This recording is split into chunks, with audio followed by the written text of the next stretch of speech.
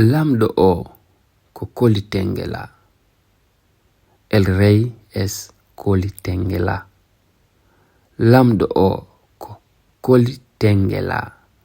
El rey es Koli Tengela. Gorko o arani. Gorko o arani. El hombre no ha venido. El hombre no ha venido. Debbo o ari. La mujer ha venido. Debbo o ari. La mujer ha venido. Worɓe ɓe no jogii doole. Los hombres tienen fuerza. Worɓe ɓe no jogii doole. Los hombres tienen fuerza. Rewɓe ɓe no jogii hakkille. Las mujeres son inteligentes. Rewɓe ɓe no jogii hakkille. Las mujeres son inteligentes. Kosam ɗam no weli. El yaourt está buenísimo. Kosam ɗam no weli. El yaourt está buenísimo. Lamɗam ɗam yonani. La sal no está suficiente. Lamɗam ɗam yonani. La sal no está suficiente. Paɗe ɗe no yooɗi. Los zapatos son guapos. Paɗe ɗe no yooɗi. Los zapatos son guapos. Ñamakuje ɗe no haaɗi.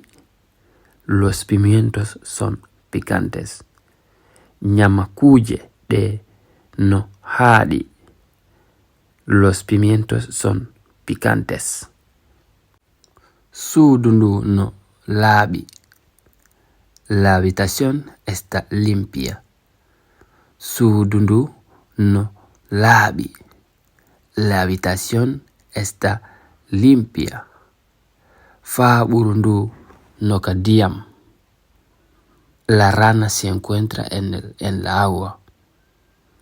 Faaɓuru ndu no ka ndiyam. La rana se encuentra en la agua. Nange nge no wuli. El sol está caliente. Nange nge no wuli. El sol está caliente. Yiite nge sunnimo. El fuego le quemó. Yiite nge sunnimo. El fuego le quemó. Bafengel no fandi.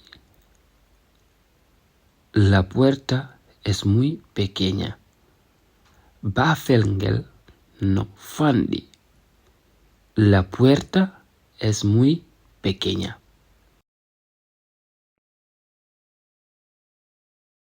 Janawel. Janita. Janawel. Janita. Musayel. Musita. Musayel. Musita. Es un artículo diminutivo como he explicado la lección pasado. En las personas también se aplica.